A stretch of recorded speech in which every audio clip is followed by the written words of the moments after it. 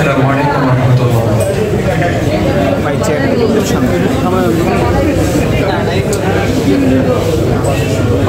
অক্টোবরে আকাশে তারে রক্ত ঝরার দিন, অক্টোবরে আকাশে তারে রক্ত ঝরার দিন, জাতির বুকে তুফান জাগা, জাতির বুকে তুফান জাগা, স্মৃতি অমলিন। অক্টোবরে আকাশে তারে রক্ত ঝরার দিন, হায় নাদের বৈঠা লাঠি কাঁপিয়ে গেল দেশের মাটি, হায় নাদের বৈঠা লাঠি কাঁপিয়ে গেল দেশের মাটি, জাতির জন্য নরঘাত, জাতির জন্য নরঘাত, বড়ই অর্বাচী। অক্টোবরে আকাশে তারে রক্ত ঝরার দিন, অক্টোবরে আকাশে তারে রক্ত ঝরার দিন। আমার ভাইকে মারলো যারা, দেশ জনতার শত্রু তারা, আমার ভাইকে মারলো যারা, দেশ জনতার শত্রু তারা, শহীদ হলো যে সব ভাইরা, শহীদ হলো যে সব ভাইরা, শুধু তাদের অক্টোবরে আকাশে তারে রক্ত ঝরার দিন, অক্টোবরে আকাশে তারে রক্ত ঝরার দিন, জাতির বুকে তুফান জাগা, জাতির বুকে তুফান জাগা, স্মৃতি অমলিন। অক্টোবরে আকাশে তারে রক্ত ঝরার দিন, অক্টোবরে আকাশে তারে রক্ত ঝরার দিন।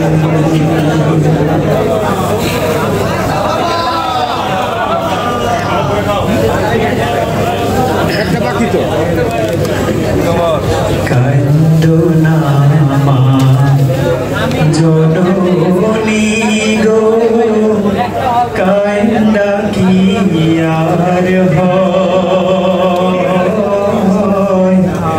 তোমার ছেলে মরেনি মা, এই শহীদ কয়, এই শহীদ কয়। কান্দো না মা জননী গো, কান্দা কি আর হয়, তোমার ছেলে মরেনি মা, এরে শহীদ কয়, এরে শহীদ কয়। এমন মরণ কত জনাই চায়, ভগবানে এমন মরণ পায়, শহীদরা তো মরে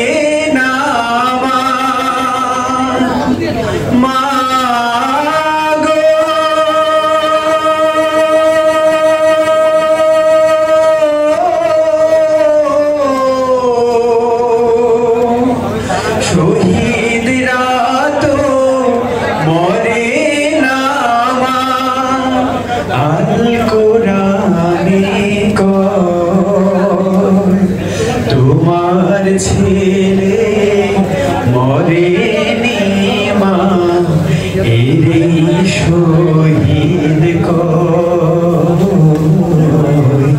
এরে শহীদ কই কান্দো না মা জননী গো কান্দা কি আর হয়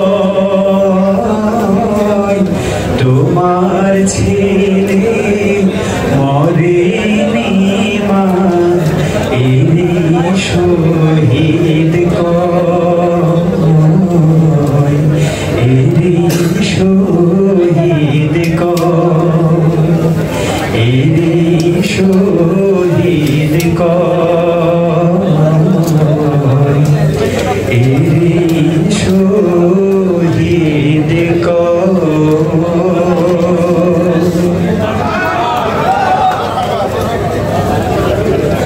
সম্মানিত সুধীমণ্ডলী, আমন্ত্রিত অতিথিবৃন্দ, আজকে 2006 সালের 28 অক্টোবর সামনে রেখে সেমিনারের পর্যায়ে আমাদের সামনে সংক্ষিপ্ত বক্তব্য রাখার জন্য অনুরোধ করছি বাংলাদেশ জামাত ইসলামী কেন্দ্রীয় গণপরিষদের অন্যতম সদস্য, বাংলাদেশের খ্যাতিমান প্রতিষ্ঠান তামিল মিলাদ কামিল মাদ্রাসার সম্মানিত অধ্যক্ষ, আমাদের অত্যন্ত শ্রদ্ধাভাজন বিশিষ্ট আলেম দ্বীন, ইসলামী ব্যাংক ফাউন্ডেশনের সম্মানিত গভর্নর জনাব ইসলামিক ফাউন্ডেশনের সম্মানিত গভর্নর, আমাদের একান্ত শ্রদ্ধাভাজন মাওলানা ডক্টর খলিলুর রহমান মাদানী। আসসালামু আলাইকুম ওয়া রাহমাতুল্লাহি ওয়া বারাকাতুহু। আলহামদুলিল্লাহি রাব্বিল আলামিন, আসসালাতু ওয়াসসালামু আলা সাইয়্যিদিল মুরসালিন ওয়া আলা আলিহি ওয়া সাহবিহি আজমাইন। ফেসিবাদের কালো থাবা আগামী বাংলাদেশের চ্যালেঞ্জ। আজকের গুরুত্বপূর্ণ সেমিনারে সংগ্রামী সভাপতি, একান্ত শ্রদ্ধা প্রধান অতিথি সহ মেহমানবৃন্দ, সম্মানিত মেহমানবৃন্দ, সম্মানিত অতিথিবৃন্দ, সাংবাদিক বন্ধু, ইতিমধ্যে অনেক গুরুত্বপূর্ণ একটি সুলিখিত প্রবন্ধ আমরা শুনেছি এবং অনেক গুরুত্বপূর্ণ তথ্যগুলো আলোচনা শুনেছি। বিশেষ করে 2006 সালে 28 অক্টোবরের যে ঐতিহাসিক ষড়যন্ত্র এবং ফেসিবাদের সূচনার একটি যাত্রা শুরু হয়েছিল, আমরা তারই ধারাবাহিকতা লক্ষ্য করেছি। তৎকালীন তত্ত্বাবধায়ক সরকার 2007 সাল থেকে একে একে ইসলাম বিরোধী যত কালাকানুন প্রয়োজন সবই কিন্তু আমাদের ঘাড়ে চাপিয়ে দেওয়া শুরু করেছিল। এগুলি সবই ফেসিবাদের একটি সুগভীর চক্রান্ত ছিল। আমরা জানি জাতীয় শিক্ষানীতিতে ধর্মহীন শিক্ষানীতি, কোরআন বিরোধী নারী নীতি চাপিয়ে দেওয়ার যে অধ্যত্ত দেখিয়েছিল তৎকালীন তত্ত্বাবধায়ক সরকার, এটি দেশে বিদেশে সকলে কালের সাক্ষী। এবং সেদিন থেকে, সেই তত্ত্বাবধায়ক সরকারের সময় থেকেই এই দেশের সকল ইসলাম প্রিয় জনতা, সকল ইসলামিক দল, সকল আলেম ওলামা পীর মাশায়েখ মাঠে নামা সাড়া দিতে না পারে একের পর এক ধর্মহীন শিক্ষানীতি, কোরআন নীতি, নারী নীতি, 72 সংবিধানে ফেরত দেওয়ার নামে যে কোনো উস্কানি আসবে সবই ফেসিবাদের জন্ম দেবে। আর কোনো ফেসিস শক্তি এদেশে যাতে না আসতে পারে সকলকে ঐক্যবদ্ধ হতে হবে। আসসালামু আলাইকুম ওয়া রাহমাতুল্লাহি ওয়া বারাকাতুহু। সম্মানিত সুধীমণ্ডলী, আমাদের সময়ের সংক্ষিপ্ততার কারণে আমাদের নাস্তার সামান্য ব্যবস্থা করা হয়েছে, কিন্তু আবার সেমিনারের পরিবেশ আমাদের সংরক্ষণ করার জন্য আপনাদেরকে অনুরোধ করছি আপনারা একটু পরিবেশ সংরক্ষণের ক্ষেত্রে মনোযোগ দিবেন এবং আমরা যেন পরিবেশটা শান্ত রাখি সে ব্যাপারে আপনারা খেয়াল করবেন। সম্মানিত সুধীমণ্ডলী, এ পর্যায়ে আমাদের সামনে সংক্ষিপ্ত বক্তব্য রাখার জন্য অনুরোধ করছি। প্রবন্ধের উপরে কথা বলবেন আমাদের বাংলাদেশের গর্বিত সেনাবাহিনীর সাবেক অবসরপ্রাপ্ত মেজর রেজাউল হান্নান শাহীন। মেজর রেজাউল হান্নান শাহীন এখন সংক্ষিপ্ত বক্তব্য রাখছেন।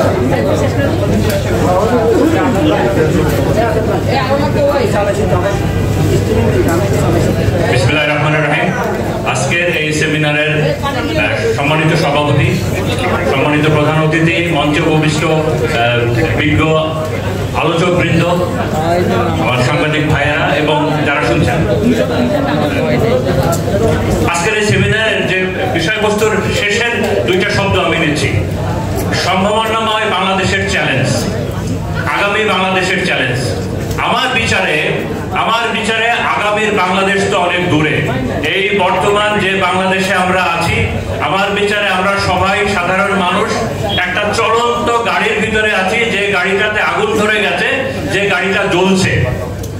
এই মুহূর্তে জীবন বাঁচানোর জন্য আমাদেরকে দুইটা কাজ করতে হবে। এই দেশকে বাঁচানোর জন্য আমাদেরকে দুইটা কাজ করতে হবে। প্রথম, এই চলন্ত গাড়ি থেকে আমাদেরকে বের হতে হবে, এবং এই বের হতে গেলে দুইটা কাজ করতে হবে, শুধুমাত্র দুইটা। এক, যে জুলাই সনদটা হয়েছে ওইটার আইনি ভিত্তি দিতে হবে, এবং সেটা এখনই। এবং দুই, আগামী যে নির্বাচনটা একটা সুষ্ঠু এবং একেবারে ইঞ্জিনিয়ারিং ছাড়া একটা সুষ্ঠু নির্বাচন হতে হবে। এই দুইটা কাজ করতে হবে। এই দুইটা কাজ করার অর্থ হলো যে গাড়িটাতে আগুন ধরে গেছে, ওই গাড়িটা থেকে আগে যেন আমরা জীবন নিয়ে বের হই। আমি এখন এই জুলাই সনদ নিয়ে শুধুমাত্র এইটুকু বলতে চাই, আমাদের সামনে, সকল বাংলাদেশের সাধারণ মানুষের সামনে দুইটা ছবি আছে। এক, গত 16 বছর আমরা খুব সুখে শান্তিতে ছিলাম, বাংলাদেশের অলিতে গলিতে বেহেশতের নহর বয়ে যাচ্ছিল, এবং শেখ হাসিনা তার দলবল নিয়ে ভারতের আমন্ত্রণে তাজমহল দেখার জন্য ভারতে আশ্রয় নিয়েছেন। অথবা আমরা একটা আইয়ামে জাহিলিয়াতের যুগের ভিতরে ছিলাম, গুম খুন হত্যা গণহত্যা চলছিল, জুলুম নির্যাতন চলছিল, এবং একটা স্বৈরাচার সরকারের পতন হয়েছে, বিদায় হয়েছে। আমরা একটা নতুন বাংলাদেশের স্বপ্ন দেখছি। একটা বিষয় মনে রাখতে হবে যে এই যে জুলাই সনদ যেটা সাইন হয়েছে, এই সনদটা একটা স্বৈরাচারকে মাথায় রেখে করা হয়েছে, যাতে করে এই বাংলাদেশে যেন একটা স্বৈরাচারের নতুন করে জন্ম না হয়। বাংলাদেশের শেখ হাসিনার মতো এত প্রতাপশালী শক্তিশালী কোন সরকার প্রধান যেন না আসে, তার ক্ষমতার ভেতরে যেন ভারসাম্যতা রাখা হয়। বাংলাদেশের সকল স্বাধীন প্রতিষ্ঠানগুলো, বিচার বিভাগ, সশস্ত্র বাহিনী, গোয়েন্দা সংস্থা, পিএসসি, এরকম দুর্নীতি দমন কমিশন, এগুলো যেন সঠিকভাবে কাজ করতে পারে। এই জন্য এই জুলাই সনদটাকে এখনই বাস্তবায়ন করতে হবে এবং আইনি রূপ দিতে হবে। আমি যেটা মনে করি, আগামী সংসদের হাতে ছেড়ে দিলে এটা কখনোই হবে না, এবং এই গণভোটটা এখনই হতে হবে, যাতে করে এই যে সনদটা একটা পিস অফ পেপারে না থেকে এটা একটা আইনি রূপ নিতে পারে। অনেকে বলছেন যে একই দিনে নির্বাচন এবং একই দিনে এটা গণভোট হতে পারে, কারণ এতে নাকি অর্থ বাঁচবে, এটা নাকি এফোর্ট বাঁচবে, এটা নাকি অনেক অনেক সমস্যার সমাধান হবে। আমি তাদেরকে বলছি যে দেখেন, এই সবের চেয়ে এই গণভোট অনেক গুরুত্বপূর্ণ, অনেক বেশি গুরুত্বপূর্ণ। এই 2000 শহীদের রক্ত অনেক বেশি গুরুত্বপূর্ণ। এই কারণে এই জুলাই সনদটা অবশ্যই, এই গণভোটটা অবশ্যই ইলেকশনের আগে হতে হবে। 2 নম্বর পয়েন্ট এবং শেষ পয়েন্ট, আগামী নির্বাচনটা অবশ্যই একটা লেভেল প্লেইং ফিল্ডের মাধ্যমে সুষ্ঠু হতে হবে, যে পরিবেশটা এখন নাই।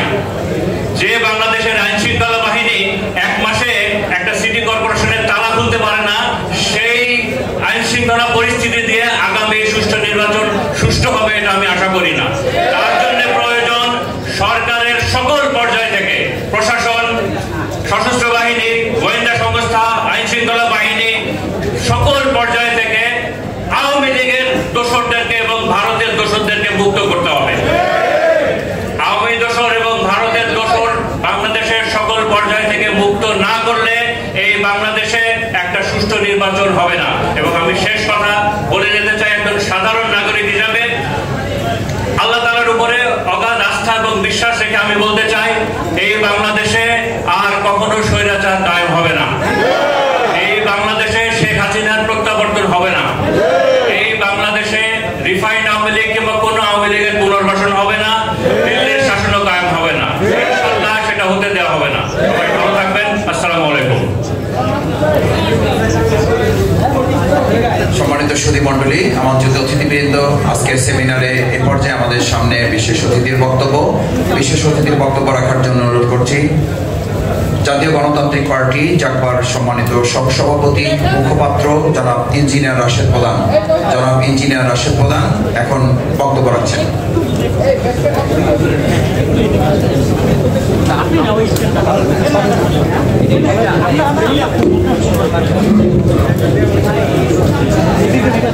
বিসমিল্লাহির রহমানির রহিম। বাংলাদেশ জামায়াতে ইসলামী ঢাকা মহানগর দক্ষিণ আয়োজিত আজকের এই জাতীয় সেমিনারের সম্মানিত সভাপতি, সম্মানিত প্রধান অতিথি, মঞ্চে উপবিষ্ট জাতীয় নেতৃবৃন্দ, সম্মানিত আলোচক বৃন্দ, আমার সামনে উপস্থিত মজলুম সংগঠন বাংলাদেশ জামায়াতে ইসলামের সর্বস্তরের নেতৃবৃন্দ এবং মিডিয়ার ভাইয়েরা, সবাইকে জানাই আমার দল জাকবার পক্ষ থেকে সংগ্রামী সালাম এবং শুভেচ্ছা। আসসালামু আলাইকুম। আমরা যখনই বক্তব্য দিতে আসি, শেখ হাসিনার আমলের 3টা নির্বাচন নিয়ে কথা বলি, 14, 18, 24। আমরা যে কোনো কারণেই হোক 8-এর নির্বাচনটাকে এড়িয়ে যেতে চাই। বাস্তবতা হচ্ছে 2008 সালে যে নির্বাচন হয়েছিল সেখানেও ইলেকশন মেকানিজম এবং ইঞ্জিনিয়ারিং হয়েছিল এবং ওই হিন্দুস্তান থেকে পরিকল্পনা করা হয়েছিল। আমরা সবসময় যেটা বলতে চাই সেটা হচ্ছে পিলখানা গণহত্যার মাধ্যমে ফ্যাসিজমের যাত্রা শুরু হয়েছিল, কিন্তু আমরা বলতে ভুলে যাই লগি বৈঠা গণহত্যার মাধ্যমে ফ্যাসিজমের প্রস্তুতি নেওয়া হয়েছিল। ফ্যাসিজমের যাত্রা যদি পিলখানা গণহত্যার মাধ্যমে হয়, তাহলে লগি বৈঠা গণহত্যা ওই হিন্দুস্তানের পরিকল্পনায় আওয়ামী লীগ এবং 14 দল সেদিন যেভাবে হায়নার মতো করে লগি বৈঠা নিয়ে বাংলাদেশ জামায়াতে ইসলামের উপর ঝাঁপিয়ে পড়েছিল, সেটা ছিল তাদের ফ্যাসিজমের যাত্রা শুরু করার প্রস্তুতি। ভুলে গেলে চলবে না। এই অন্তর্বর্তী সরকার ক্ষমতায় আসার পর বারবার আমাদের বলেছিল যে তাদের দায়িত্ব নাকি 3টা। প্রথম দায়িত্ব ছিল তাদের বিচার। আমি তাদের ধন্যবাদ জানাই, তারা জুলাই গণঅভ্যুত্থানের বিচারের কার্যক্রম শুরু করেছে। গতিটা ধীর কিন্তু শুরু করেছে, কিন্তু একই সাথে সাথে তারা অন্যান্য গণহত্যাকে অবহেলা করেছে। আমরা অন্তর্বর্তী সরকারের কাছে আশা করেছিলাম তারা জুলাই গণহত্যার মতো লগি বৈঠা গণহত্যার বিচার কার্যক্রম শুরু করবে। আমরা আশা করেছিলাম তারা পিলখানা গণহত্যার বিচার কার্যক্রম শুরু করবে। আমরা আশা করেছিলাম তারা শাপলা গণহত্যার বিচার কার্যক্রম শুরু করবে। আমরা আশা করেছিলাম বাংলার মাটিতে মোদী বিরোধী যে আন্দোলন হয়েছিল সেই গণহত্যার বিচার তারা শুরু করবে। আমরা আশা করেছিলাম আল্লামা দেলোয়ার হোসেন সাঈদীর যে রায় দেওয়া হয়েছিল, তারপরে বাংলার রাজপথে যে গণহত্যা হয়েছিল সেই গণহত্যার বিচার কার্যক্রম তারা শুরু করবে। কিন্তু আমরা অত্যন্ত দুঃখের সাথে লক্ষ্য করছি তারা শুধুমাত্র জুলাইয়ের হাজারো শহীদের রক্তের বিনিময়ে যে মসনদে বসেছে, শুধুমাত্র জুলাই গণঅভ্যুত্থানের বিচারটাই শুরু করে দিয়ে চলে যেতে চায়। আমরা স্পষ্ট ভাষায় জানিয়ে দিতে চাই, শুধুমাত্র জুলাইয়ে গণহত্যা হয় নাই, শুধুমাত্র জুলাইয়ে শহীদ পরিবাররা আত্মনাদ করছে না, বাকি সকল গণহত্যার বিচার বাংলার মাটিতে করতে হবে ইনশাআল্লাহ। আপনারা যদি না করতে পারেন তাহলে দুহাত তুলে হ্যান্ডস আপ করে বলে দিন ইনশাআল্লাহ আগামীতে যেই সংসদ গঠিত হবে, আগামীতে যে ইসলামের আইন কানুন হবে, আগামী সংসদে জনগণের যে প্রতিনিধিত্ব থাকবে, সেখান থেকে প্রয়োজনে আমরা লগি বৈঠা থেকে শুরু করে সকল গণহত্যার বিচার করব ইনশাআল্লাহ। সংগ্রামী সাথী এবং বন্ধুগণ, আজকের এই সেমিনারের বিষয়বস্তু 2টা। প্রথম পর্ব নিয়ে সংক্ষেপে বলে ফেলেছি। দ্বিতীয় পর্বে বলা হয়েছে চ্যালেঞ্জের কথা, আগামীর বাংলাদেশ গড়ার চ্যালেঞ্জ। আগামীর বাংলাদেশ গড়ার চ্যালেঞ্জ আমরা সবাই দেখতে পাচ্ছি, বুঝতে পারছি। দেখেও না দেখার ভান করছি, বুঝেও না বুঝার ভান করছি। আগামীর বাংলাদেশ গড়ার চ্যালেঞ্জ হচ্ছে ওই যে হিন্দুস্তানের দালাল ছিল আওয়ামী লীগ, একইভাবে ওই আওয়ামী লীগের স্বৈরতন্ত্র আবার নতুন করে আরেকটা দল সৃষ্টি করতে যাচ্ছে এবং হিন্দুস্তানের আশীর্বাদ নিয়ে শুরু করতে যাচ্ছে। আগামীর বাংলাদেশ করতে হলে আমাদের কাঁধে কাঁধ মিলিয়ে ইমানদারির সাথে দুইটা কাজ করতে হবে।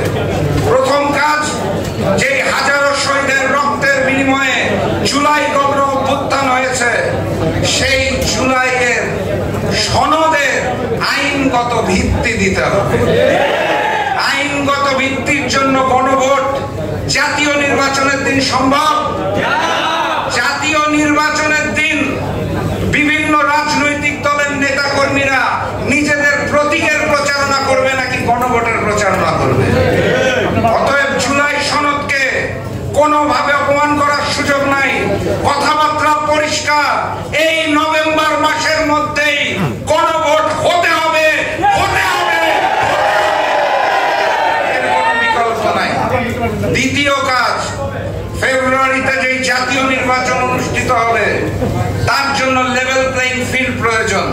আমরা দেখতে পাচ্ছি ফ্যাসিস্ট শেখ হাসিনার রেখে যাওয়া আওয়ামী দোসররা তো বসে আছে, এর সাথে সাথে নতুন করে প্রশাসনকে দলীয়করণ করা হয়েছে।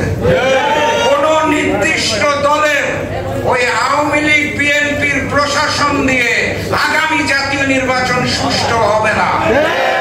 অতএব লেভেল প্লেইং ফিল্ড সৃষ্টি করতে হবে এবং সঠিক জায়গায় ভোট প্রদানের মাধ্যমে জনগণের সরকার প্রতিষ্ঠিত করতে হবে।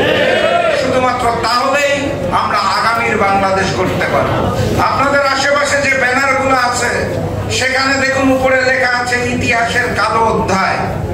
আমি তো আমার দৃষ্টিতে দেখি বাংলাদেশ জন্ম হওয়ার পর থেকে এখন পর্যন্ত পুরাটা সময়ই কালো অধ্যায়। আমরা কালো থেকে ধূসরই হতে পারি নাই, সাদা হবো কিভাবে? পুরাটা সময় দুর্নীতির ইতিহাস, পুরাটা সময় খুনের ইতিহাস। সেই যে শেখ মুজিব শুরু করেছিল, শেখ হাসিনা একইভাবে পরিচালনা করে গেছে। আমরা ভবিষ্যতে আর কালো অধ্যায় চাই না। কথাবার্তা পরিষ্কার, এই ফ্যাসিস্ট শেখ হাসিনা ওই যে ৭১-এর মিথ্যা চেতনার গল্প আর রাজাকারের গল্প বলতো, তারপর পালাতে হয়েছে দিল্লিতে, মনে আছে তো? নতুন করে যারা ফ্যাসিবাদ সৃষ্টি করতে চায় তারা এখনো একই ভাষায় একই সুরে কথা বলে। আমরা ভেবেছিলাম গণভোটে আওয়ামী লীগ না ভোট দিবে আর আমরা বাকি সবাই হ্যাঁ ভোট দিব। আমি সোশ্যাল মিডিয়ায় দেখতে পাচ্ছি আওয়ামী লীগের সাথে সাথে বিএনপিও না ভোটের প্রচারণা চালাচ্ছে। নতুন বাংলাদেশে এই সকল ফ্যাসিবাদী কায়দা চলবে না। তারা আমাদেরকে বলতে চায় ৭১-এর জামাতকে দেখুন। আমি তাদেরকে বলতে চাই ৭১-এর জামাতকে দেখেছি, আপনারা চোখ খুলে ৯১-এর জামাতকে দেখেন যাদের সহায়তায় ক্ষমতায় গিয়েছে। আপনারা চোখ খুলে ২০০১ সালের জামাতকে দেখুন যাদের সহযোগিতায় রাষ্ট্রীয় ক্ষমতায় গিয়েছে। আপনারা চোখ খুলে সেই মজলুম জামাতকে দেখুন যারা ফ্যাসিস্ট হাসিনার আমলে বুক পেতে দিয়েছিল রক্ত দেওয়ার জন্য। চোখটা খুলে দেখুন, শেখ হাসিনার কায়দায় কথা বলা বন্ধ করুন, তাহলে শেখ হাসিনার মতো আপনাদেরও বাংলাদেশ ছেড়ে পাবে। সংগ্রামী সাথী এবং বন্ধুগণ, বক্তব্য দীর্ঘায়িত করব না, শুধু আহ্বান জানিয়ে যেতে চাই আগামীকাল ৩ তারিখ আন্দোলনরত ৮টি দলের শীর্ষ নেতাদের বৈঠক আছে। বৈঠক থেকে কঠোরতম কর্মসূচি আসছে। রাজপথে নামার জন্য প্রস্তুতি নেন।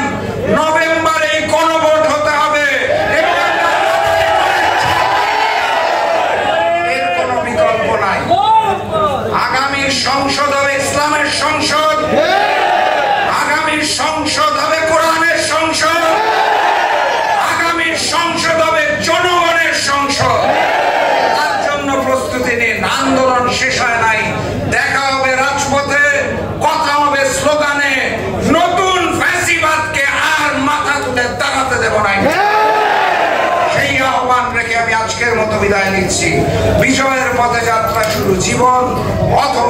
আসসালামু আলাইকুম।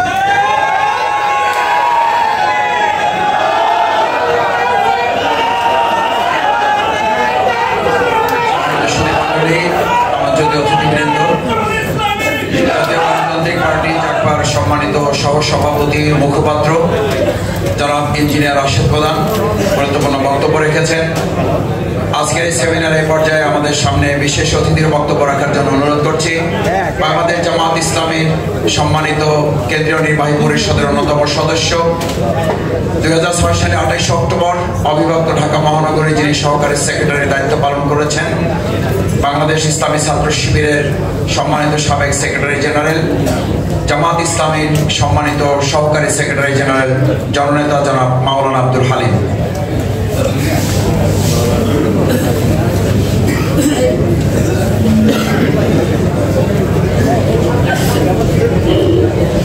আসসালামু আলাইকুম ওয়া রাহমাতুল্লাহি ওয়া বারাকাতুহু। আলহামদুলিল্লাহি রাব্বিল আলামিন ওয়াসসালাতু ওয়াসসালামু আলা রাসূলিল কারীম ওয়া আলা আলিহি ওয়া আসহাবিহি আজমাইন।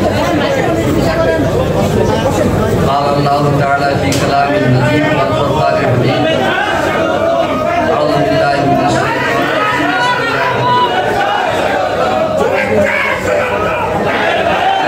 الرجيم آمنوا اتقوا الله وكونوا مع الصادقين صدق الله 2006 সালের 28 অক্টোবর উপলক্ষে বাংলাদেশ জামাত ইসলামী ঢাকা মহানগরী দক্ষিণ কর্তৃক সপ্তাহব্যাপী কর্মসূচির অংশ হিসাবে বাংলাদেশ জামাত ইসলামী ঢাকা মহানগরী দক্ষিণ আয়োজিত 28 অক্টোবর থেকে 5 আগস্ট ফ্যাসিবাদের কালো থাবা আগামীর বাংলাদেশ শীর্ষক এই সেমিনারের জনাব সভাপতি, বাংলাদেশ জামাত ইসলামীর কেন্দ্রীয় নির্বাহী পরিষদ সদস্য, মহানগরী দক্ষিণের সম্মানিত আমির, 2006 সালের 28 অক্টোবর তিনি মহানগরীর সহকারী সেক্রেটারি হিসাবে দায়িত্ব মোকারমে নেতৃত্ব দিয়েছিলেন আমাদের সংগ্রামী নেতা দায়িত্বশীল ইসলাম হুকুম। সেমিনারের প্রধান অতিথি বাংলাদেশ জামাত ইসলামী সম্মানিত নায়েব আমির সাবেক সংসদ সদস্য ডাক্তার সৈয়দ আব্দুল্লাহ মোহাম্মদ তাহের, ইসলামী আন্দোলন বাংলাদেশ, জাতপা সহ বিভিন্ন রাজনৈতিক দলের নেতৃবৃন্দ, সুধীর মণ্ডলী এবং আজকের বিভিন্ন পর্যায়ে আলোচকবৃন্দ, ভাই বন্ধুগণ, 28 অক্টোবর আমাদের কাছে একটি আত্মসমর্পণ দিন। আমাদের জন্য অনুভূতি জাগ্রত করে বাতিলের বিরুদ্ধে এবং অন্যায়ের বিরুদ্ধে দিনের জন্য শহীদ হওয়ার আকাঙ্ক্ষাকে চিত্রিত করার একটি দিন। আজকের সভাপতি মহানগরী সহকারী সেক্রেটারি ছিলেন, আমিও মহানগরী সহকারী সেক্রেটারি। আমরা দুজনেই ফজর থেকে মাগরিব পর্যন্ত, মাগরিবের আজানের পরে আমাদের দায়িত্বশীল বলেছেন যে পল্টন থেকে চলে আসা। আজকের যিনি প্রোগ্রামের সঞ্চালক ডক্টর শফিকুল ইসলাম মাসুদ, তিনি ছিলেন তখন ইসলামী ছাত্র শিবিরের সভাপতি। আমরা বিভিন্ন মিডিয়াতে দেখতেছি যে শিবিরের সভাপতি বাইতুল মাইক থেকে নাকি সন্ত্রাসী বাহিনী মোকাবেলা করার জন্য হুমকি দিচ্ছে, মাইকিং করতেছে, এরকম প্রচার হচ্ছে। শিবিরের 28 অক্টোবরের তৎকালীন সভাপতি এখন আজকের মঞ্চে আছে। আজকের মঞ্চে মহানগরী শিবিরের 4 শাখার সভাপতিদের মধ্যে আমাদের কামাল ভাই এখানে উপস্থিত, আর যে প্রবন্ধ প্রস্তাবক সে ছিল তখন ঢাকা মহানগরীর পশ্চিমের সভাপতি। আমি একটি কথা বলি যে আমাদের উচিত জীবিত থাকার কথা ছিল। আজকে আমরা কথা বলতে পারবো, সেদিন দুপুরে সেটা পারি না। শহীদ মুজাহিদ যখন পড়ে গেছে, আমাকে বলতেছে লোকেরা যে হালিম ভাই মুজাহিদ ভাইকে তো মেরে ফেলেছে। আমি পল্টনের বলি, এক পর্যায়ে মীর কাসেম ভাই সিটি অফিস থেকে বেরিয়ে এসেছেন, ওরা কি করতেছে? উনি পল্টন বাইতুল মোকাররমে আগে গেছে। আমরা বলি আজকে আমাদেরকে দেন, আপনি সিটি অফিসে চলে সেজন্য বলি যে মাঠে যারা ছিল সেদিন আমি দেখেছি দাদা, নাতি আর দাদার সন্তান। একজন দাদা এবং বাবা হচ্ছে জামাতের রোপণ কর্মী আর নাতি হচ্ছে শিবিরের কর্মী। তিনজন মাঠে। এই ছিল 28শে অক্টোবর উত্তর গেটে স্টেজ এবং স্টেজ ব্যবস্থাপনার দায়িত্ব ছিল আমার। বুলবুল ভাইয়ের উপর সামরিক ব্যবস্থাপনা, মহানগরী সেক্রেটারি ছিলেন তখন হামিদ ভাই। সেদিন সকাল থেকে আক্রমণ যখন শুরু হয়েছে আমরা ভাবি নাই যে আমরা বাঁচবো। আমরা ভেবেছি জীবন যতক্ষণ থাকবো ঢাকা মহানগরীর জামাতের নেতা কর্মীরা বেঁচে থাকতে উত্তর গেটে কোন শক্তিকে আসতে দেবো না। আজকে বলা হচ্ছে যে 28শে অক্টোবর ফেসিবাদ 5 আগস্ট পর্যন্ত। 28শে অক্টোবরের এই ফেসিবাদের মোকাবেলা সেখানে পাহাড়ের মতো ইসলামী ছাত্রী জামাতের কর্মীরা ভূমিকা পালন করেছে। আজকে বাংলাদেশের এই উত্থানের যে ভূমিকা আমাদের, কেন আমাদের প্রশংসা? কারণ আমরা তো 28শে অক্টোবর থেকে মোকাবেলা শুরু করেছি। আগের দিন রাত্রে বেগম জিয়া বক্তৃতা করেছেন রেডিও টিভিতে। হামলা শুরু হয়েছে। এই হামলায় ঢাকার প্রথম শহীদ হয়েছে জামাতের নেতা। সারা বাংলাদেশে অফিস আক্রমণ হয়েছে, জামাতের অফিস। ঢাকাতে শহীদ হয়েছে 6 জন জামাতের কর্মী, শিবিরের কর্মী। এখন বিএনপি নেতারা বড় বড় কথা বলে। কোথায় ছিলেন 28শে অক্টোবর? ঢাকায় তখন পুলিশ বাইতুল মুকাররমে ছিল, পল্টনে ছিল, পুলিশ নিষ্ক্রিয় ছিল। কেন পুলিশ নিষ্ক্রিয় ছিল? তখন তো স্বরাষ্ট্র মন্ত্রণালয়ের দায়িত্বে বাবর সাহেব ছিলেন। আমরা তো তখন সাত দিলেও জুটেছিলাম। মাওলানা নিজামী তখন মন্ত্রী ছিলেন, আলী হাসান মুজাহিদ সাহেব মন্ত্রী ছিলেন। কেন মাওলানা নিজামী এবং আলী হাসান মুজাহিদ সাহেবের টেলিফোন বাবর সাহেবরা রিসিভ করেন নাই? কেন প্রধানমন্ত্রী বেগম খালেদা জিয়াকে হস্তক্ষেপ করতে লাগলো? বেগম জিয়ার নির্দেশে সন্ধ্যায় যখন মিডিয়ার আসে তখনই আওয়ামী শক্তি পল্টন ছেড়ে দিতে বাধ্য হয়।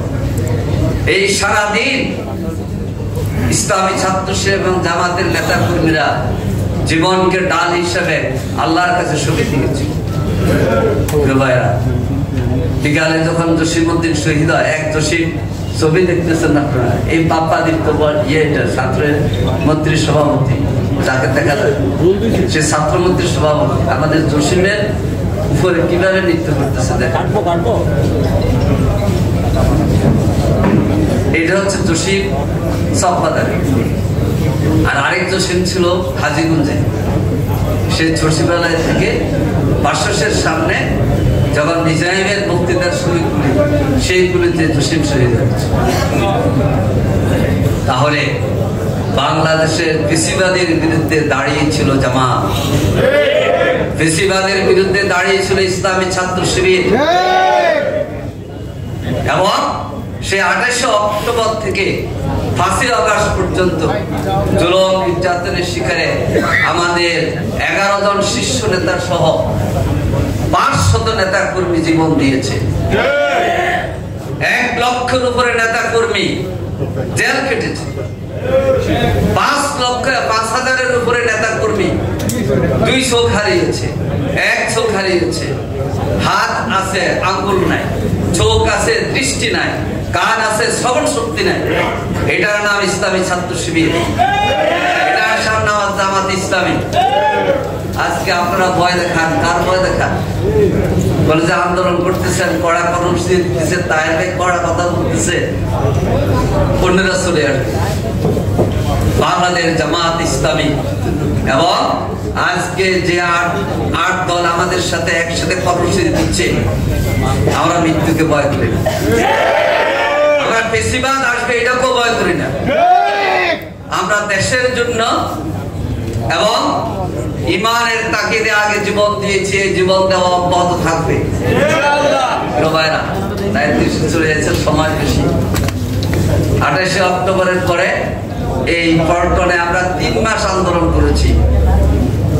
একদিকে 14 দলীয় জোট, মাঝে মধ্যে পল্টন আসতে চাইতো, কিন্তু আমরা পুলিশ মাঝখানে দাঁড়ায় আমরা পল্টনের সমাবেশ করছি, তারা ওইদিকে গিয়েছে।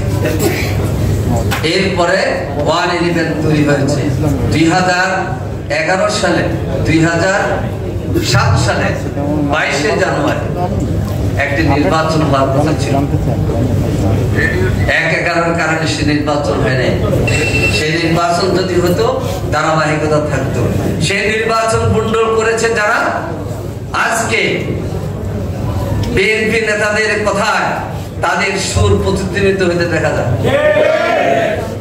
আসুন, বর্তমান সময়ের দাবি জুলাই গণঅভ্যুত্থানের জুলাই জাতীয় সনদের যে গণভিত্তিক টেকসই গণভিত্তির জন্য গণভোট চাই, অবশ্যই সেই গণভোট নভেম্বরের মধ্যে দিতে হবে। এই গণভোটের মাধ্যমে বিগত 18 বছরে যারা রক্ত দিয়েছে, বিশেষ করে 24শে আগস্ট জুলাই মাসে তাদের আইনি স্বীকৃতি আসবে এবং আমরা সব দল মিলে আগামী ফেব্রুয়ারি মাসে উৎসবমুখর পরিবেশে নির্বাচন করব। আমরা 2টি দিন উৎসব পালন করতে চাই। একটি হচ্ছে গণভোটের দিন, কি বলেন, আরেকটি হচ্ছে জাতীয় নির্বাচনের দিন। একই দিন হলে উৎসব ক্ষতিগ্রস্ত হওয়ার সমূহ আশঙ্কা থেকে আমরা বলছি 2 দিন 2টা নির্বাচন।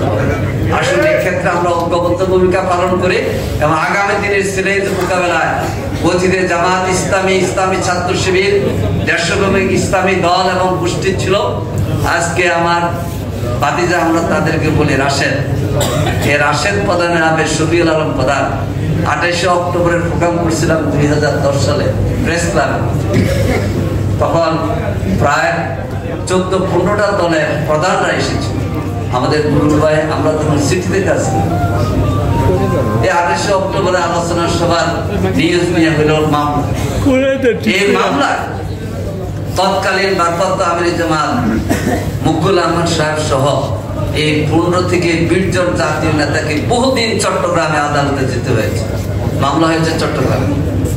এর মধ্যে শফিউল আলম প্রধান একজন, নিরু ভাই একজন, শামীম মামুন একজন। এসব নেতা আলহামদুলিল্লাহ অতীতে যারা আমাদেরকে সহযোগিতা করেছেন, ধন্যবাদ।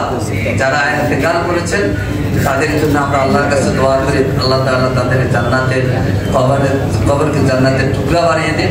আর যারা আমরা আসি, ইনশাআল্লাহ বেশিরভাগ মুক্ত বাংলাদেশ গঠনে আমরা ঐক্যবদ্ধ থাকবো। আগামী নির্বাচনে ঐক্যবদ্ধভাবে আমরা লড়িয়ে যাব। আল্লাহ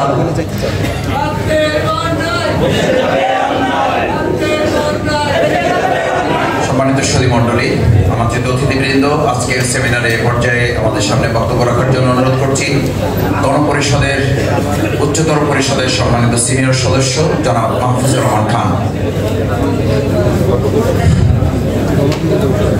উপস্থিত আজকের জামাত ইসলামী নেতৃবৃন্দ সহ বিভিন্ন রাজনৈতিক দলের নেতৃবৃন্দ, যদিও আমি সময় সংক্ষিপ্ততার জন্য সবার নাম মেনশন করতে পারছি না, ক্ষমা সুন্দর দৃষ্টিতে দেখবেন। চলবে না অন্যায়, টিকবে না ফন্দি, জনগণের আদালতে নাব্য ফ্যাসিবাদের হতে হবে বন্দী। আমরা একটা বিষয় বারবার বলার চেষ্টা করেছি। আপনারা দেখেছেন যে জুলাই সনদ দিয়ে অনেক আলোচনা, অনেক সমালোচনা, সমালোচনা সবাই শুনে সঠিক আলোচনা কার্যকর বাস্তবায়ন করতে চায় না। অত্যন্ত দুঃখের সাথেই বলতে হয়, এই ফ্যাসিবাদ বিরোধী বাংলাদেশ যারা গঠন করেছে, যারা ত্যাগ করেছে, যারা তিতিক্ষা করেছে, আজকে তাদেরকে স্বীকৃতি দিতে মানুষ আজকে ভীত সন্ত্রস্ত। আপনারা অল্প লক্ষ্য করলেই কিছুদিনের মধ্যে বুঝবেন যে এই জুলাই সনদের কয়েকটা পয়েন্ট, গুরুত্বপূর্ণ পয়েন্টে নোট অফ ডিসেন্ট দিয়েছে একটা রাজনৈতিক দল, এবং সেই বিষয়গুলো কিন্তু অত্যন্ত গুরুত্বপূর্ণ। ক্ষমতার ইমব্যালেন্স সিচুয়েশনকে ব্যালেন্স করার জন্য সেটা কিন্তু প্রয়োজন। কারণ বিগত সময় ফ্যাসিবাদ এমন একটা বিষয় ছিল, divide and rule policy implementation করা। ঠিক একই কায়দায় কিন্তু নব্য ফ্যাসিবাদ তারাই হবে যারা এই জাতীয় ঐক্যকে ডিভাইড এন্ড রুলের মাধ্যমে করে শাসন, শোষণ, নির্যাতন, নিপীড়ন করবে। তারা জুলাই সনদ বাস্তবায়ন করতে চায় না। এখন সাইন করা মানে তো বাস্তবায়ন নয়, আমাদের জনগণের স্বীকৃতি দরকার। আপনারা জানেন আজকে যদি আমরা এই আইনগত ভিত্তি প্রদান না করতে পারি এবং গণভোটের মাধ্যমে, তাহলে কি হবে?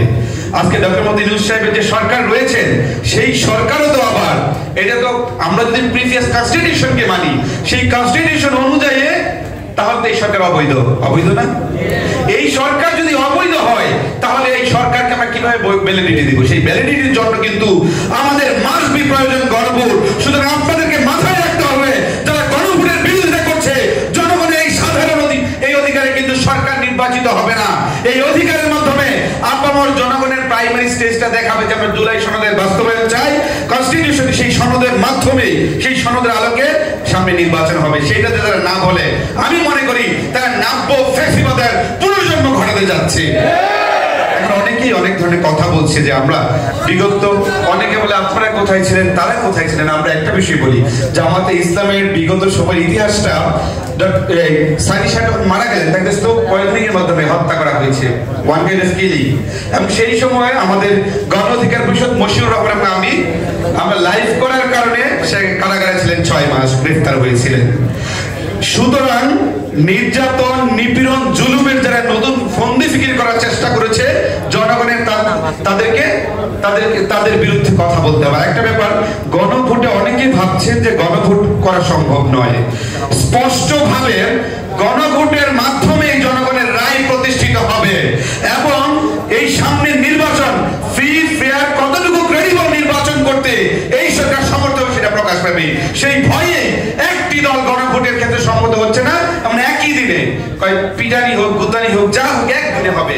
ভোটে তো আমরা নির্বাচিত হবো। সেই প্রেক্ষাপটে দু একটি দল, আমরা একটা দল বলছে যে আপনারা কাবিননামায় সাইন করেছেন কেন? আমরা বলতে চাই, আপনারা কাবিননামায় সাইন করেছেন না, কিন্তু কিসের ভিত্তিতে আজকে আপনারা একই দিনে জাতীয় নির্বাচন এবং গণভোটের ক্ষেত্রে আপনারা সমর্থন দিচ্ছেন?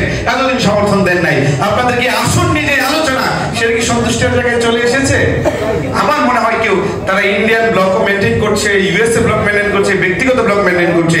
শুধু আমি বলতে চাই, আসন বিন্যাস নয়, আগামীর গণতান্ত্রিক বাংলাদেশ বিনির্মাণের ক্ষেত্রে গণভোট আত্মবশ্যক এবং জনগণের অধিকার বাস্তবায়ন করতে হলে সেই পথে হাঁটুন। মাত্র জুলাই আগস্ট অভ্যুত্থান 1 year already have passed। এই 1 বছরের মধ্যে যারা আমরা এই জুলাই আগস্ট অভ্যুত্থানের অন্যতম চেতনাধারী, আমরা নির্যাতিত হয়েছি, নিপীড়িত হয়েছি, গ্রেফতার হয়েছি, তাদের চেতনাকে যারা বিলীন করতে সহযোগিতা করছেন, তারা জুলাইয়ের সবচেয়ে বড় গাদ্দার। সুতরাং তাদেরকে প্রতিহত করতে হবে। আর সেই প্রতিহতের সবচেয়ে বড় হাতিয়ার হচ্ছে গণভোট। সুতরাং সেটা বাস্তবায়নের মাধ্যমে আগামী গণতান্ত্রিক বাংলাদেশের পূর্ব সূচনা লগ্ন বাস্তবায়িত করতে হবে। ধন্যবাদ সবাইকে। সম্মানিত সুধী মণ্ডলী, আমন্ত্রিত অতিথিবৃন্দ, আমরা প্রোগ্রামের পর্যায়ে সম্মানিত বিশেষ অতিথির বক্তব্য রাখার জন্য সেমিনারের উপরে বক্তব্য রাখছেন ইসলামী আন্দোলন বাংলাদেশের সম্মানিত প্রেসিডিয়াম সদস্য, সিনিয়র রাজনীতিবিদ, আমাদের অত্যন্ত শ্রদ্ধাভাজন জনাব আশরাফ আলী আকন। জনাব আশরাফ আলী আকন বিশেষ অতিথির বক্তব্য রাখছেন।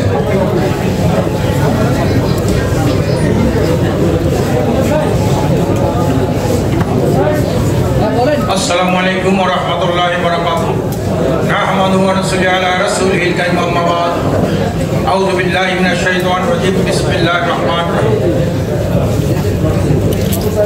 আজকের এই সেমিনারের সম্মানিত সভাপতি, উপস্থিত আছেন প্রধানমন্ত্রী, জামাতে ইসলামী বাংলাদেশের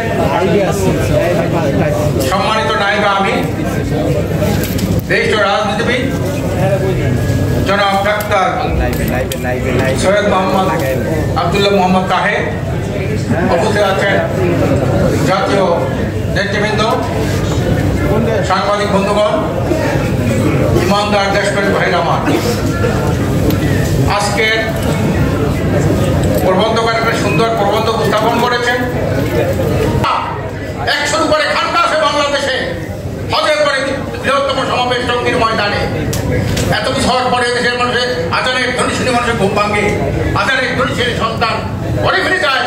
আজকের সেই দেশে আজকের কুফরি আইন কেন, কুফরি শাসন কেন, কুফরি বিচার কেন, কুফরি অর্থনীতি কেন? এটা আমাদের যারা ইসলামী দল করি, যারা মসজিদ মাদ্রাসা চালাই, যারা খানকা চালাই, তাদের একটা আত্মপলব্ধি থাকা দরকার, আত্মপর্যন্ত থাকা মাদ্রাসা, এত মসজিদ, এত আলেম ওলামা, এত মুসলমানের সংঘাত, সেই দেশে কুপুরি আইন চলে, কুপুরি বিচার চলে, কুপুরি শিক্ষা চলে, মসজিদের পাশের গলিতে পোস্টার চলে। আজকের আমাদের জন্য অত্যন্ত দুঃখ। আমি পরিষ্কার বলতে চাই, শুধু সমাজ পরিবর্তন করলে হবে না, পরিবর্তনের সাথে সাথে যদি আদর্শিক পরিবর্তন না ঘটে, আমি ডক্টর ইউনূস সাহেবকে বলেছি, আমরা একটু যোগ্য মানুষ, কিন্তু আপনি দুর্নীতি, সন্ত্রাস, চাঁদাবাজি এগুলো বন্ধ করতে পারেন না। কেন? আপনি ব্যক্তি হিসেবে ভালো, কিন্তু আপনার নীতি ভালো না। নেতা জাগ্রত হয়েছে, সাধারণ মানুষ বলে আমরা দীর্ঘদিন অনেক সরকার দেখেছি, কেউ মানুষের ভাগ্যের জন্য পরিবর্তনের কাজ করে নাই, নিজেদের ভাগ্যের পরিবর্তনের কাজ করেছে। আমরা এই দলকে ক্ষমতায় দেখতে চাই না, আমরা এবার দেখতে চাই সকল ইসলামী দল ঐক্যবদ্ধভাবে নির্বাচন করুক, ঐক্যবদ্ধভাবে তারা যদি নির্বাচন করতে পারে, আগামী ইসলামকে আমরা রাষ্ট্রীয় ক্ষমতায় দেখতে চাই। আজকের এই অবস্থাকে অনেক ফেসিলিটির মাথা খারাপ হয়ে গেছে। অনেকে বলে জামাতের সাথে চরমনার দীর্ঘদিন একটা বিরোধ ছিল, তারা কিভাবে সাথে আশ্চর্য হয়ে যায়। আমি পরিষ্কার বলেছি, বিরোধ যেখানে আছে থাকুক, কিন্তু আমরা ফেসিবাদকে, ফেসিদেরকে চিরকবরচনা করার জন্য দেশের স্বার্থে, মানুষের স্বার্থে, ফেসিবাদ মুক্ত একটা দেশ করার স্বার্থে আমরা এই ঐক্য হয়েছি। আমরা নির্বাচনী সমঝোতা করেছি, যেখানে জামাতের প্রার্থী ভালো থাকবে সবাই তাকে ভোট দেবে, যেখানে ইসলামের প্রার্থী ভালো থাকবে সবাই তাকে ভোট দেবে, যেখানে অন্যান্য দলগুলোকে ভালো প্রার্থী সেখানে তাকে ভোট দেবে। এর নামে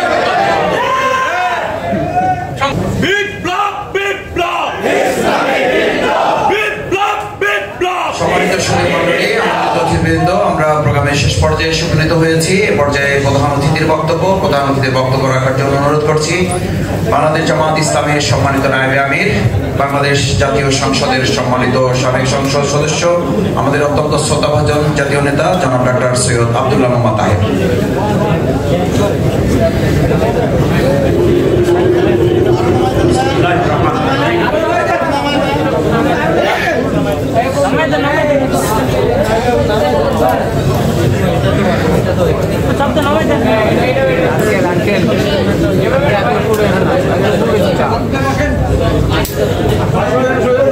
ঠিক আছে এখন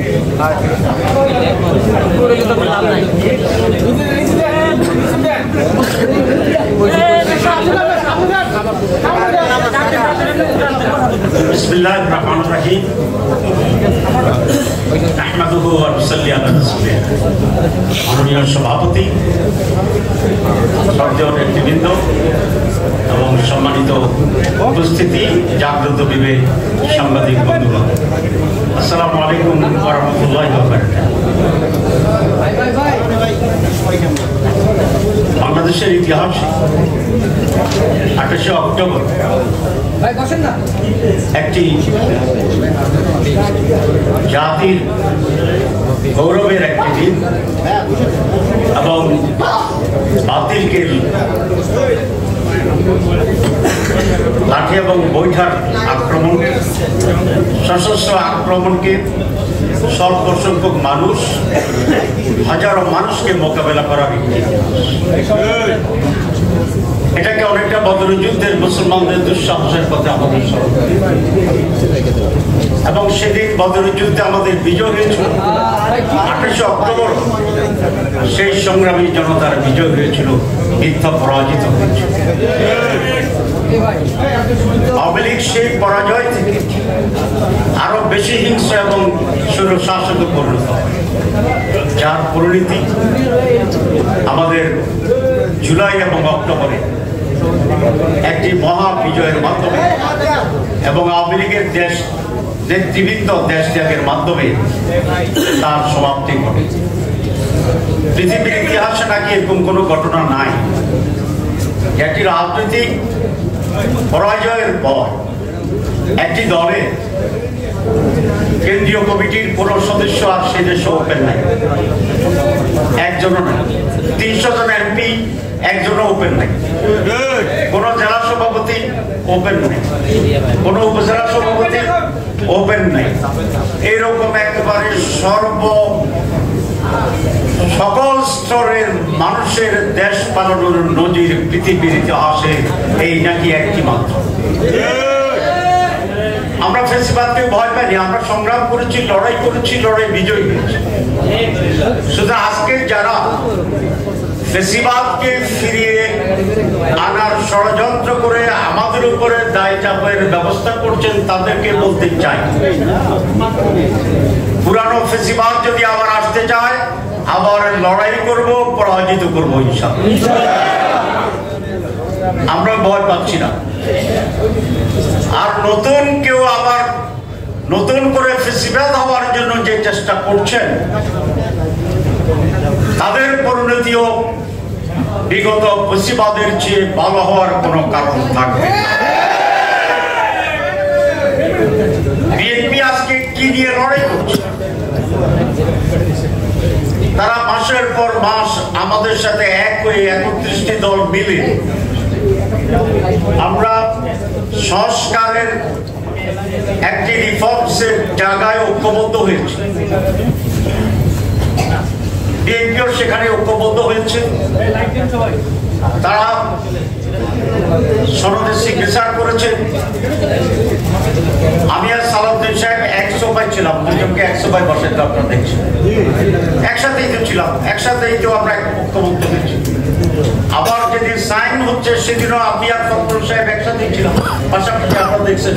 এবং সম্ভবত ওনাদের ড্রেসটা আমার চেয়ে বেশি পরিপাটি ছিল, মানে হাসি করছে ঈদের মতো নতুন ড্রেস করেই ওনারা সিগনেচার করছে। এমন না যে ওনাদেরকে কেউ দড়ি বাঁধে আনছে জোর করে, ওনাদের চেহারাটা খুব মনে সিগনেচার করার সময় কলম কাঁপছে, এটাও দেখিনি। মানে স্বতঃস্ফূর্তভাবে বুঝে শুনে দীর্ঘদিন একমত হয়ে আলোচনা করে ওনাদের স্ট্যান্ডিং কমিটিতে পর্যালোচনা করে ঐক্যমত্যের ভিত্তিতে তারা সেটা সাইন করছে। হঠাৎ কোন এক রাতে ওনারা কি স্বপ্ন দেখেছিলেন জানি না, সকালে সেই উল্টাপাল্টা কথা শুরু করে, এবং যেগুলো বলছেন সেগুলো কি আমার সময় তো কোনো বেশি নাই। আচ্ছা, 1 নম্বর কথা হচ্ছে যে সেখানে রিফর্মসে ছিল প্রধানমন্ত্রী এবং দলের প্রধান একজন হইতে পারবে, ওনারা নোটিশ দিয়েছে। 2, কোন ব্যক্তি একাধারে 10 বছর তার হোল লাইফ টাইমে 10 বছরের বেশি প্রধানমন্ত্রী হইতে পারবে না। এগুলো যদি অ্যামেন্ডমেন্ট হয় তাহলে স্বৈরাচারী চরিত্র এবং স্বৈরাচার হিসাবে আবির্ভূত হওয়ার সুযোগটা থাকে না। তো এটার বিরোধিতা করা মানে কি? যে ওনারা আবারও স্বৈরাচার হওয়ার একটা চিন্তা ভাবনা মতে আসে। দীর্ঘদিন ক্ষমতায় থেকে আবার আমরা যেটা বলি ফেসিজমের যে কথা বলি, ফেসিজম কিভাবে তৈরি হয়? ফেসিজম তো আকাশ থেকে পড়ে না।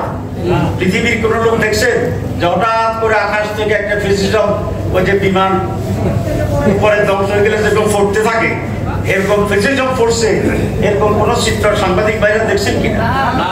ইতিহাসে লেখা আছে কিনা? কোন সাক্ষী আছে কিনা? তো ফেসিজম তো নিজ মাটি থেকে, শাসন থেকে গড়ায়। তো গড়ায় কখন? যখন এক ব্যক্তির হাতে অসম ক্ষমতা থাকে। আমরা তো সেটাই চেঞ্জ করে দিয়েছি, দেশ মানুষ তো সেটাই চাচ্ছে। তাহলে বিএনপি ভিতরে ভিতরে আবার ফ্যাসিস্ট হওয়ার একটা খায়েশ আছে মনে হচ্ছে, যে কারণে ফ্যাসিজমের যে রাস্তা আমরা সংস্কারে বন্ধ করতে চাইছিলাম, এগুলো আমরা বন্ধ করতে দিচ্ছি না। তাহলে অসুবিধাটা কোথায়? যে একজন দলবেশী থাকবে না, এতবার প্রধানমন্ত্রী হওয়ার ইচ্ছা থাকার দরকারটা নাই। ভালো চালান, দেশ যদি ভালো চালান, সৎভাবে চালান, গুড গভর্নেন্স হয়, তো 5 বছরও কোনো প্রধানমন্ত্রী থাকতে পাইবে না, চাইবে না। কারণ তার উপরে দেশ শাসনের এত দায়িত্ব এবং বোঝা, সে করবে যে আমার 5 বছর পরে আমরা ছেড়ে দেব। তাহলে 10 বছর তো তবু আমরা বলছি থাকতে পারে না।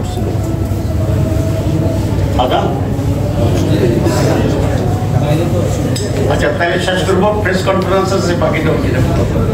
সুতরাং আমরা পরিষ্কার করে বলছি যে সংস্কার বাংলাদেশের মানুষের জন্য, গণতন্ত্রের জন্য সুশাসনের জন্য, ডেভেলপমেন্টের জন্য, ডেমোক্রেসির জন্য এটা অপরিহার্য। এখানে আমরা কোনো আপোষ মানি না। মাননীয় প্রধান উপদেষ্টার কাছে আমি গতকাল, আগে যেরকম খোলা চিঠি ছিল না, খোলা চিঠি, আমি কালকে একটা খোলা ভিডিও দিছি, আপনারা কেউ কেউ পড়ছেন। আমি সেখানে বলেছি, মাননীয় প্রধান উপদেষ্টা, আপনার এই শাসনামলে আপনার উল্লেখযোগ্য এমন কোনো কাজ আপনি করেননি যে কারণে মানুষ আপনাকে স্মরণ করবে। হাসিনা 14 বছর ছিল, বিএনপি বোধহয় 19 বছর ছিল, আপনি 13 মাস ছিলেন। এরকম একটা শাসন ক্ষমতা আপনি আছেন। সংস্কারটা যদি আপনি ঠিক মতো করে দিতে পারেন, তাহলে আপনি নোবেল লরিয়েট হিসেবে একজন ব্যতিক্রমধর্মী শাসক হিসেবে বাংলাদেশের শাসনের ইতিহাসে আপনার নাম লেখা। সংস্কার মাইনাস ডক্টর ইউনূস জিরো, সংস্কার প্লাস ডক্টর ইউনূস হিরো।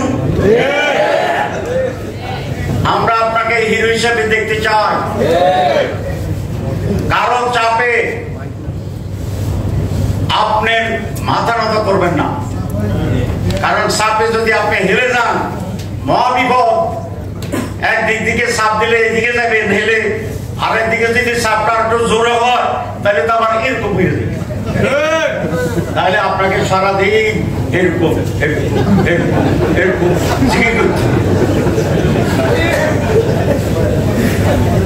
আমরা জানি আপনি নোবেল লরিয়েট, সারা দুনিয়ায় আপনার মর্যাদা দেখে আসছি। আপনি সাহসী, আপনি কোনো চাপে নথি স্বীকার করেন না।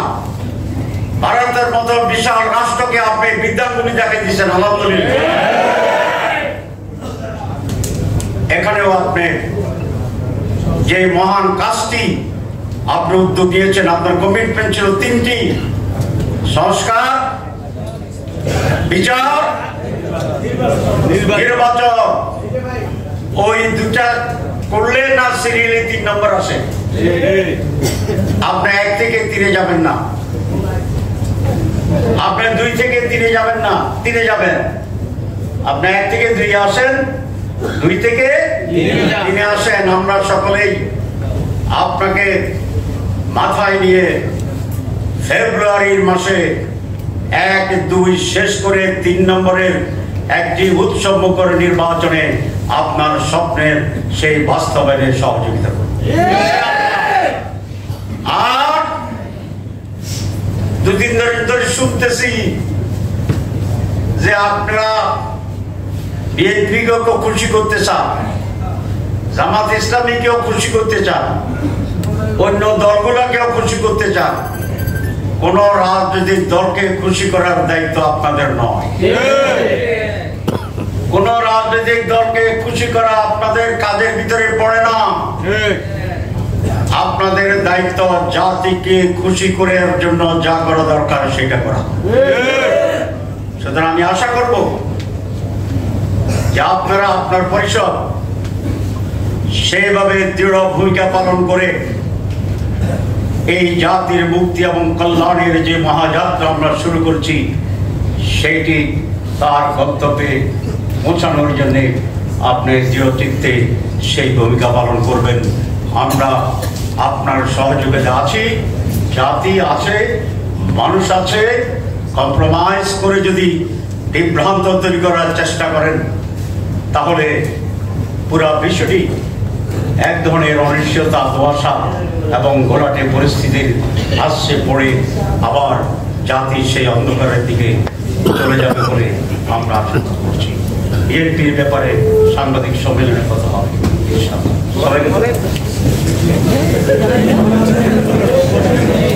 সম্মানিত সুধীমণ্ডলী, সভাপতির বক্তব্য রাখছেন জনাব নুরুল ইসলাম বুলবুল। আজকের সেমিনারের সম্মানিত সভাপতি জনাব নুরুল ইসলাম বুলবুল। আমরা সভাপতির বক্তব্য শুনি, সালাত আদায় করবো ইনশাআল্লাহ।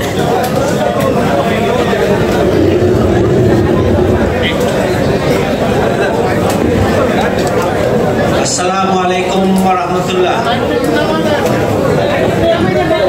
সুধী মণ্ডলী, সাংবাদিক বন্ধুগণ, সম্মানিত উপস্থিতি, আসসালামু আলাইকুম ওয়া রাহমাতুল্লাহি ওয়া বারাকাতুহু।